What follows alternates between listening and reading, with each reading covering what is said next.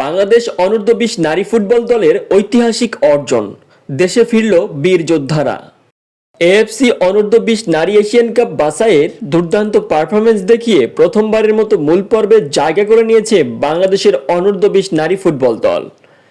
প্রতিযোগিতা শেষ করে দেশে ফিরেছে এই বীর যোদ্ধারা, যারা আন্তর্জাতিক অঙ্গনে নারী ফুটবলে বাংলাদেশের নতুন অধ্যায়ের সূচনা করল।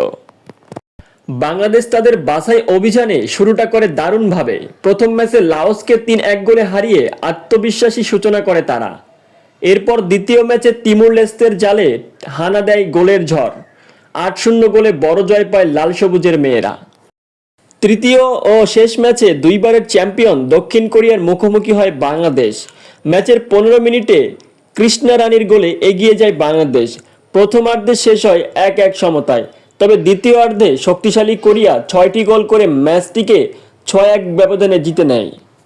গ্রুপ পর্ব শেষে বাংলাদেশ 3 ম্যাচে 6 পয়েন্ট নিয়ে গ্রুপের রানার আপ হয় এবং সেরা 3 রানার আপ দলের মধ্যে জায়গা পেয়ে মূল পর্বে খেলার যোগ্যতা অর্জন করে। এটি বাংলাদেশের ইতিহাসে প্রথমবারের মতো এএফসি অনূর্ধ্ব-20 নারী এশিয়ান কাপের মূল পর্বে ওঠা।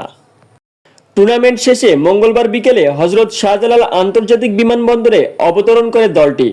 সেখানে উপস্থিত ছিলেন এএফসি কাউন্সিলর সদস্য ও মহিলা ফুটবল কমিটির চেয়ারম্যান মাহফুজা আক্তার কিরণ, বাফুফের নির্বাহী কমিটির সদস্য আমিরুল ইসলাম বাবু, টিপু সুলতান, মোহাম্মদ মঞ্জুরুল করিম ও সাখাওয়াত হোসেন ভুইয়া শাহিন।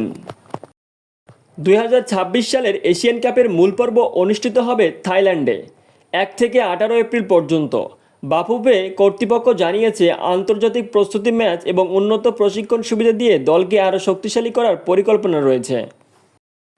এই অর্জন শুধু একটি টুর্নামেন্ট জয় নয়, এটি বাংলাদেশের নারী ফুটবলের নতুন দিগন্তের সূচনা। এই তরুণী ফুটবলাররা প্রমাণ করেছে, মনোবল আর প্রচেষ্টা থাকলে বিশ্ব মঞ্চে লাল সবুজের পতাকা গর্বের সাথে ওড়ানো সম্ভব। দেশান্ত স্পোর্টস লাইন, আরজে উজ্জ্বল হোসাইন, দেশান্ত টেলিভিশন।